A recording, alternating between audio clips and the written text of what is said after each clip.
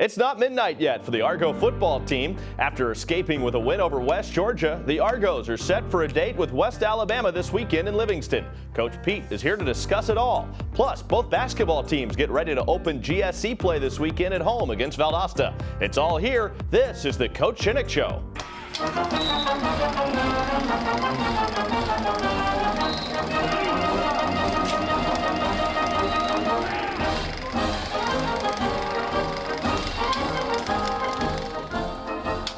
A lot to get to this week, so let's get right to it. We welcome in head coach Pete Shinnick. I'm Tommy Thrall. Great to be with you this week on the Coach Shinnick Show. The story continues, and I'm sure you're happy that the season keeps rolling along. Is this the most fun you've ever had coaching?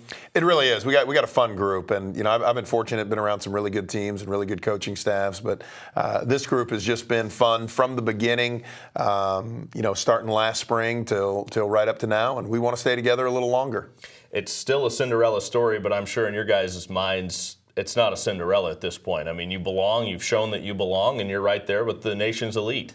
Well, it is still a little bit of that Cinderella story because, people keep saying, how'd you get in, or, why are you still in, or that type of deal. So we're just taking it, we're just taking it one day at a time, really, and just going, all right, who's ever up next? Let's go get them and see if we can give it, an opportunity to find a win. Well, let's take a look at how things went last week as we take a look at the highlights against West Georgia, and it was certainly a wild one over there. You turned the ball over 5 times, 4 interceptions. You're not supposed to win those games, but you did. No, and probably the first 2 interceptions. Mike just had poor reads. I think Antoine Griffin's going to score a touchdown if he throws to him right down the middle. And then here we get a bad route combination. A guy falls down, and at that point in time, you're starting to say, okay, what do we need to do?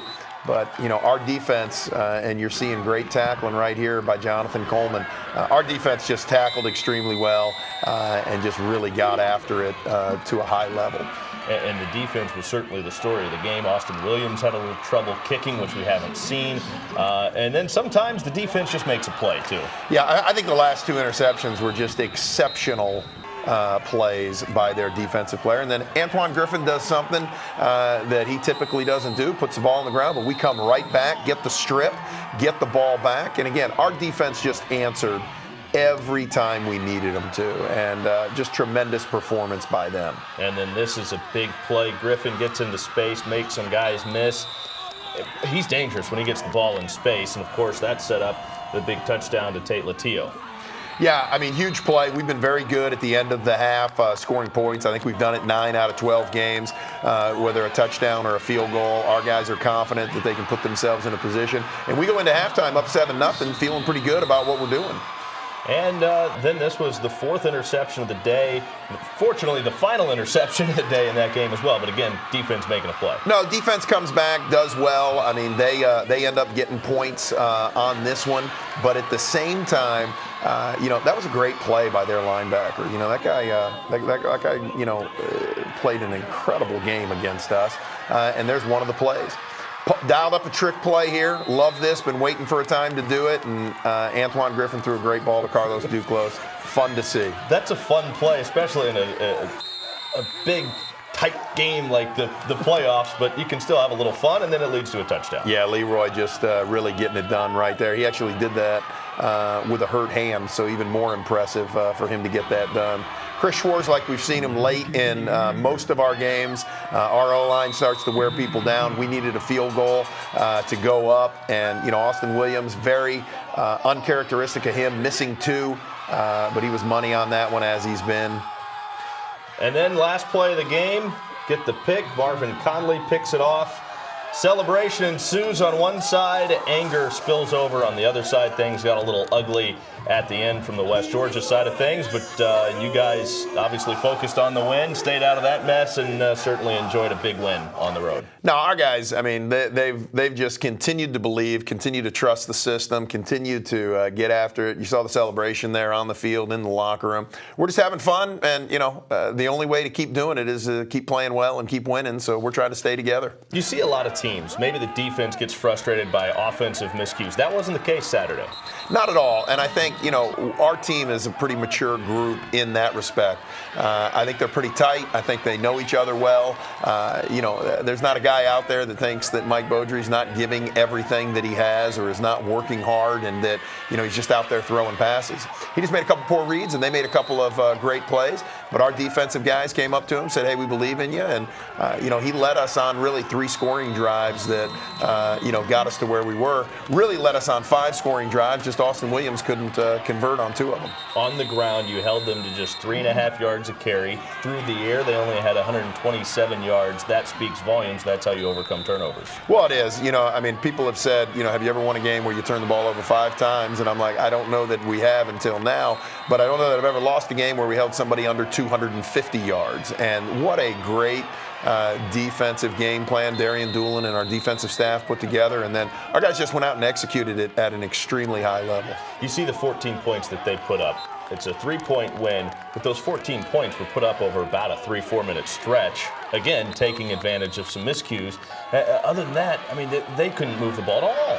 Yeah, we gave them momentum on the kickoff return. We had 2 missed tackles, or I really believe we're pinning them inside the 15-yard line. I think it would have been a completely different game if we would have pinned them right then and there and not given them the momentum, because their offense had not, driven the ball all game long. It seems like we're talking a lot about the negatives in this game because you get to this point in the season, those things oftentimes are magnified. You got to feel pretty good about yourself when you get away with the mistakes and know that you're a better team than that. Well, I think that's the maturity of our team, and that's the growth that we've made, and really the growth that we've made since Delta State loss and since the West Alabama loss. Our guys, I think, if we would have looked at a couple of situations in those games and handled them the way we handled them, last weekend, we might be in a different situation right now. But they're growing, they're learning. We continue to get better. We continue to find ways to win games. It's exciting and it's fun. When you're able to win games like that, that's what makes you dangerous this point of the year. And you've got a big one coming up this week. Of course, they're all big. It's playoff time. West Alabama's next, and we'll cover that when we come back. This is the Coach Shinnick Show on the UWF Sports Network. We will never settle for the kiddie pool. We are destined for the vast ocean of opportunities that await us. We were born to make a splash. At the University of West Florida, you can make a discovery, make a difference, make a splash. So take a deep breath and dive in. The University of West Florida. How will you make a splash? Mercy Ships is bringing services to countries that would otherwise never be able to access those services.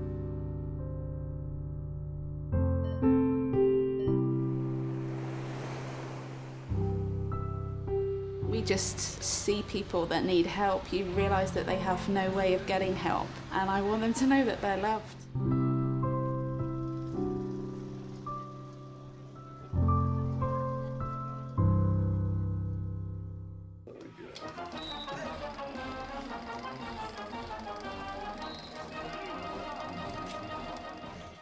Being a champion takes more than talent, more than the perfect pass, more than using your head. Being a champion takes the spirit to always push harder, the ability to overcome any hurdle, and the fire to be the best. Welcome to Division II, where the pursuit is yours to create. And the question isn't, can you do it? It's, will you? Welcome back to the Coach Shinnick Show. Well, you're used to playing teams twice in a season now. You've done it once. What do you learn from that experience as you get ready to do it again against West Alabama? Well, you just know that there's going to be adjustments. It's not going to play out like the last one did, and really whoever makes the better adjustments is going to end up with the victory. And I think what you saw was 2 defenses that made really good adjustments. I felt like their defensive staff did a great job on us in creating the turnovers. Still felt like we moved the ball and put ourselves in scoring position because we were down there really 5 times, had the opportunity to score. And then you saw what our defense did, I think, to take away the Gulf South Conference Player of the Year and the second team quarterback in the league as well. So it's really whose adjustments turn out to give you bigger results. And you guys really have to feel like you've got an advantage.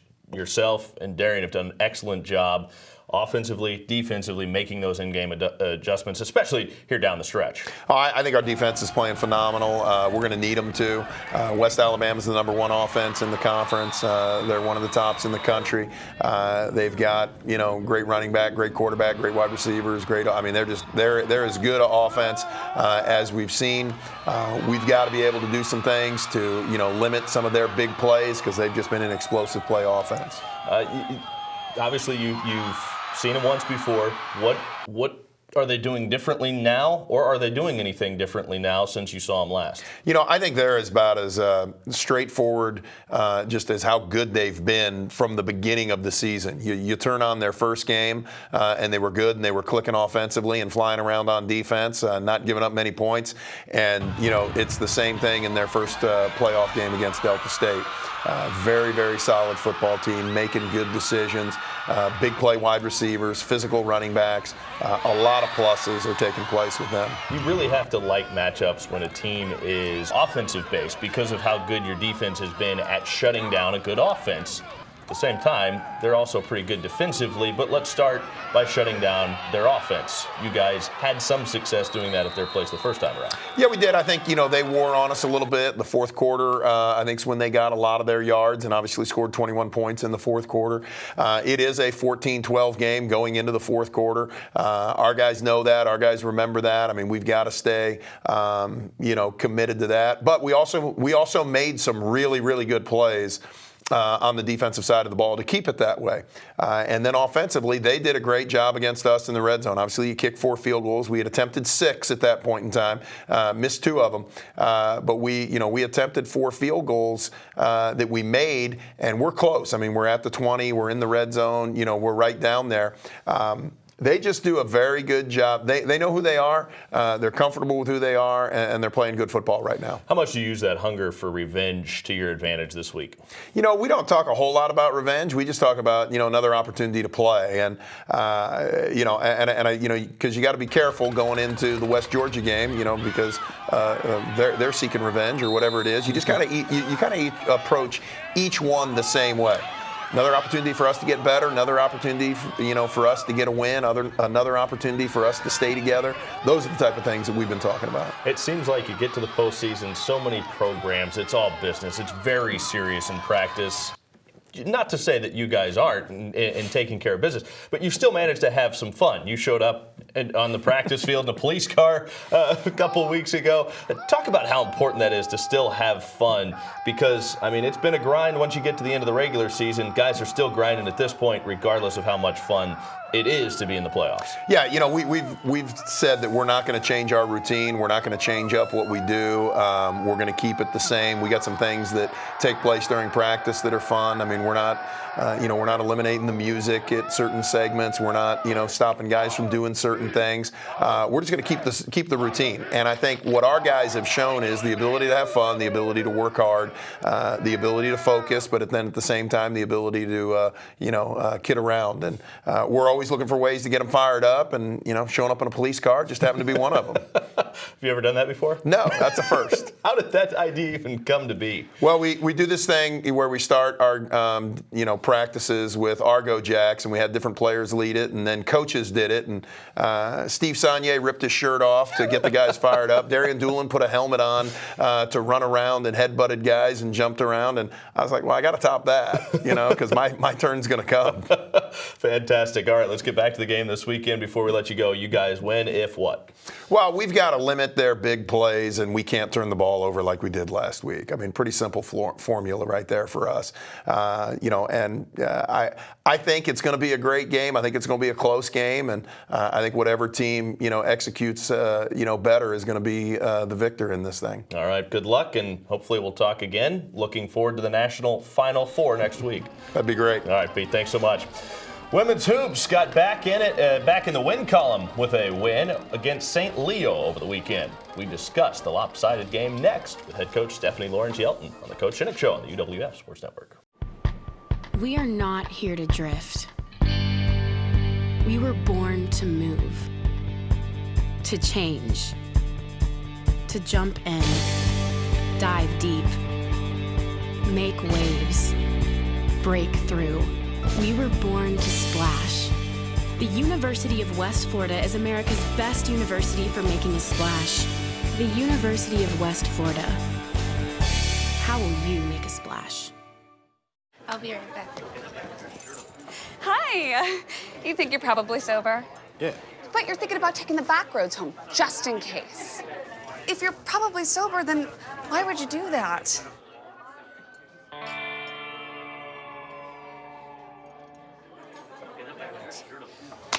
Good choice. Probably okay isn't okay. If you see a warning sign, stop and call a cab, a car, or a friend. That's a full glass of wine. I'll be chatting you later. Being a champion takes more than skill, more than endless drills, more than using your head. Being a champion takes the heart to give it your all, the agility to thrive from any angle, and the relentless drive to be the best. Welcome to Division II, where the pursuit is yours to create, and the question isn't, can you do it? It's will you? We will never settle for the kiddie pool. We are destined for the vast ocean of opportunities that await us. We were born to make a splash. At the University of West Florida, you can make a discovery, make a difference, make a splash. So take a deep breath and dive in. The University of West Florida. How will you make a splash? Welcome back. We shift our focus now to women's basketball as we welcome in head coach Stephanie Yelton. Coach, nice to get back in the win column after a couple of losses. Really played well against St. Leo over the weekend. Yeah, it was really nice to be back in the field house and being back on campus, with that home opener. I thought our players came out with great energy. They played with great enthusiasm, and that helped us with the win. 4 games on the road probably makes the start of the season feel pretty long. It does, but being on the road sometimes is a good thing. Your players get organized, they can kind of get focused. We control a lot of what they do when we are on the road, whether that's what we're eating and what time they go to bed and those kind of things. So being on the road sometimes is a blessing. You had some players do some good things in that game. It felt like you kind of grew up a little bit. I know one of the things you've talked about is this team has not really come together as a unit yet. That cohesiveness isn't there. I felt like you guys took some steps forward in that regard. We did. We're taking baby steps right now towards that, but at least it's steps forward. We had a great effort out of Haley Neiman again. She had a standout game. Courtney Meyer gave us some big minutes with a double-double again. And then Shaniqua McGee, which is a player who just moved into our starting lineup during that St. Leo game, and she really produced well for us in that starting position. Yeah, she did, and it looked like it gave you guys a little more depth off the bench, too. Yeah, definitely. I think, we've talked about this year as us having a little bit of depth and some productivity from our bench, and that helps. As you play a game like that, is it nice to kind of get that confidence, especially when conference play is right on the horizon?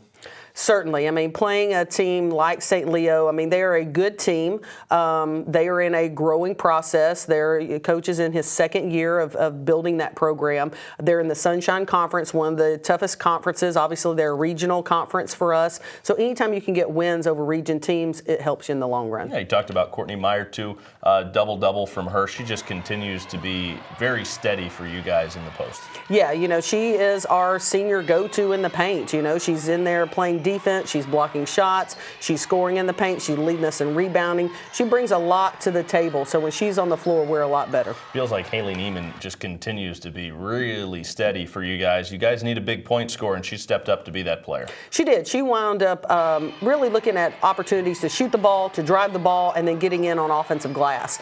So she's scoring in different ways, which is hard to guard. 17 points for her on Sunday. Let's rewind. Go back to the game against Spring Hill. Obviously, they lost, but one of the big positives from that, Courtney Meyer set the career blocks record.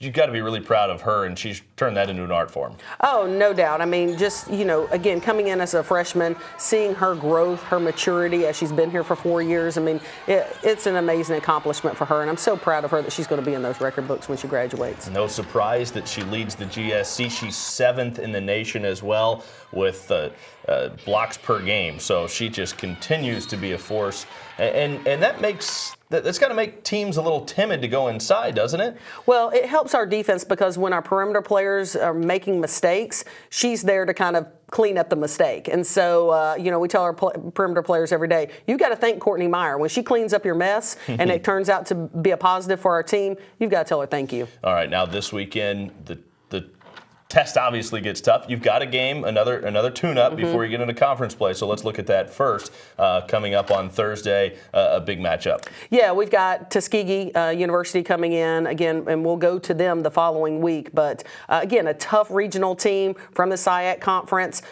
We certainly need to pull out a win on Thursday to get some confidence build up into Saturday's game against Valdosta State. Are there some things that Tuskegee does that can give you guys some trouble? Oh, certainly. They're super athletic. They're going to press us. They're going to pressure us. They do a lot of things that could cause our guards some problems. So we've got 2 days to prepare to get ready for that game, and we've got to have some good preparation. Despite Sunday's lopsided win, you won by almost 30. In fact, you led by more than 30 at one point in that game. You got to see some of the press. You got to work on that a little bit. Is that healthy in a game like that to still have some things that you can work on? Yeah, certainly. I mean, and beating pressure is all about staying poised. It's about handling the ball. It's about finding the next open teammate, and your teammates on the floor, when you have the ball, they have to be confident in receiving the ball and being the next receiver and passer. So again, we work on that daily, and we're getting better at it, but we're taking baby steps. Valdosta State's going to be a tough test coming up Saturday. It opens up conference play. Obviously, you know that you guys have a little ways to go yet, but how is that to start the conference season? Kind of give you an idea of where you're at. It's that rematch of the conference championship game from last year. They took away our conference championship ring in overtime last year, and I'm hoping our players will show up on the floor with a little chip on their shoulders and be ready to compete. Valdosta is a very talented team.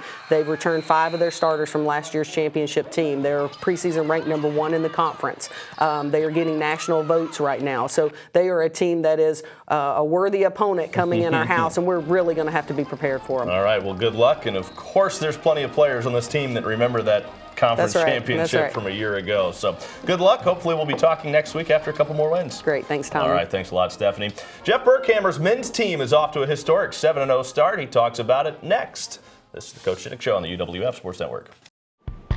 The world is our ocean, and we are here to make a splash, to dive deep, to create, to develop, to break through.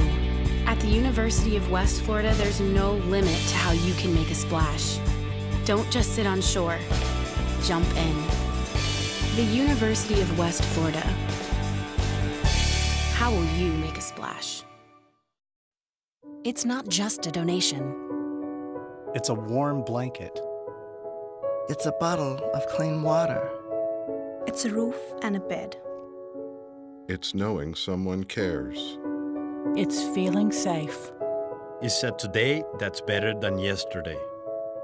Every dollar you can spare helps so much more than you can imagine. Please donate now to help people affected by Hurricane Irma. Your support is urgently needed.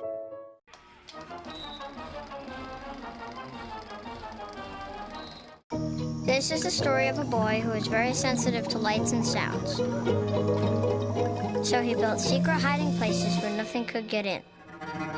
The boy didn't like looking people in the eye. It made him feel uncomfortable. One day, he found out he had something called autism. His family got him help. And slowly, he learned how to live with it better. Early intervention can make a lifetime of difference. Learn the signs at autismspeaks.org.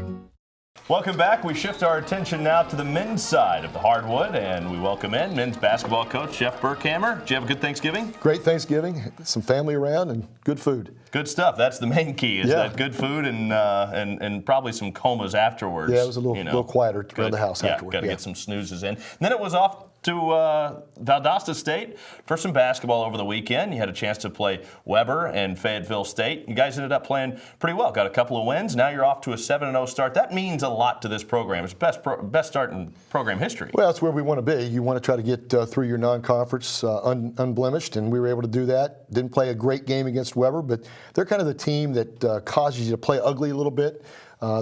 They've played a couple Division I's. They were ahead of Stetson at halftime. They played Jacksonville to a close game. So we were fortunate to go ahead and win despite not playing great, but then we come back and had a great effort on Sunday against Fayetteville State. Yeah, I know you were a lot happier on Sunday than you were on Saturday. What did you like about what you guys did against Fayetteville? We were much more organized. We took better shots, really did a good job defensively of guarding them. We took their best player away. He got really nothing against us, and I thought just our overall demeanor was better going into that game. I know you're not necessarily happy with where your offense is right now, but it seems like when you look at any sort of sport, it doesn't matter if it's baseball, football, hockey, soccer, it doesn't matter. Basketball is no different. The defense is kind of where you really get to that elite level. And this team, it seems like that defense is starting to become this group's identity. Well, our defense has been pretty good. We're leading the league right now in least points allowed per game. We've done a pretty good job of taking away some teams' strengths and making them have to do some different things in the half court. And it's just, it's still a work in progress. You got to really do a good job of getting back and containing the ball and then forcing tough shots, and hopefully you're only giving them one. Not just tough shots, but you're forcing turnovers. And you look at the steals. You had Rashawn Benson and Daryl Tucker both with 3 steals on Saturday. You had 9 as a team, forcing 14 turnovers. It's a good sign for you guys. Well, it means we're active. We're active and we're anticipating well. We're getting in passing lanes. We're jumping out in our double teams and then moving into interceptor spots. So we've done a pretty good job of wreaking havoc in the half court and making teams maybe do something different than they normally do. Daryl Tucker just continues to be a beast, not just defensively, but offensively. A double-double on Sunday, 26 points, 12 rebounds. Again, a big game for him. He was terrific. He came in the game. He plays better off the bench. We're bringing him in 15, 16-minute mark, and really was good. Very patient offensively, got good shots down in the paint, and he's still running down rebounds. So he's had a great start to the season. Motir Dang, it really seems like he's grown up a lot. He was 1 rebound shy of a double-double on Sunday as well. Motir was terrific also. Did a great job playing out of high post. We saw some zone, turned and attacked, turned and made shots, and also really helped Daryl on the glass. So Motir's really starting to play well. And Rashawn Benson just continues to do a good job. It seems like he's got it pretty well figured out. He knows when he needs to step up and be a shooter and when he just needs to get other guys the ball. Well, that's what a point guard does. He's got to understand the flow of the game and what's available to him. If they're not guarding him as hard because they're worried about other guys, he can go make plays, and he can make plays for himself or for others, and that's why he's been so valuable to us the last 3 years. Yeah, he's a 3-year starter. Have you really seen the progress there, or was he so good when he came as a freshman, he's just kind of remained steady? Well, he's an interesting story because we found him in a walk-on tryout, and he came in and took over as a freshman and has been getting better and better, I think, every year. I thought he had a terrific freshman year, a good sophomore year, and we expect big things out of him, his last 2 seasons. Are there some other guys at this point now, as you start to look towards conference play, that are really starting to hit their stride? Well, DJ Thorpe has been consistent throughout. He's been terrific. He's our best defender, great anticipator, leading the league, I think, in steals right now. And he's a guy that can score a little bit, gets the ball to the basket. And then we've had some guys come off the bench in different games. Shalafo plays well the other day. Shondell Jackson has come in and given us good minutes.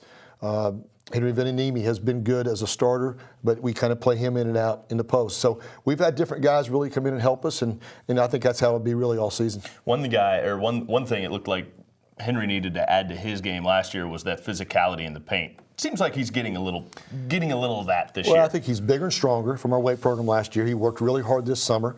I think he's enjoying playing down there more than he did in the past. Sometimes those international guys, they'd rather play a little more finesse than physical. But I think he's gotten used to that now. And the biggest thing he's got to do is continue to get better at finishing plays because he's doing a great job of getting position. He's rebounding the ball better, and he gives us a big body down there defensively. Let's talk about this weekend. Obviously, a big game against Valdosta State to open up conference play. You had a chance to see a lot of them and really get a good scout on them over the weekend. What do you see out of those guys? Well, we've seen them 2 weekends now. They were here for our opening weekend. We go into their Thanksgiving tournament, and they're very, very good offensively. They're leading the league in scoring. They're averaging about 97 points a game. So they can score it. They shoot it well. They play very fast. They're challenging because we'll have to really do a good job of guarding them. But they just got a bunch of different guys that can score the basketball, and we'll have to play really well defensively. Certainly figures to be your best test to this point in the season? Yeah, I think so. They're going to come in at 6-0, and we're 7-0, and be the first league game to play against a team like that. They're the reigning champs out of the GSC, so good challenge for us to find out. We got a home game, and we've been really good at home. Good early season benchmark. Let's go see how it goes and go get you a win. Let's go to 8-0. How's that sound? That'd be great. We're looking forward to get to 8-0. All right, Jeff, thanks so much. Thank you. Appreciate your time. The Argo volleyball team kicks off play in the South Regional Tournament this week in Lakeland. Follow their progress at goargos.com. West Florida will be hosting the National Championship at the UWF Fieldhouse beginning December 7th. Tickets are available now. Women's hoops at home Thursday at UWF Fieldhouse. Both men's and women's teams are home Saturday against Valdosta State. You can hear those games on Choice 106.9 FM, WRNE 980 AM. Football kicks off at noon. That does it for this week. For Jeff, Stephanie, and Pete, I'm Tommy Thrall. Thanks for watching. We'll see you next week.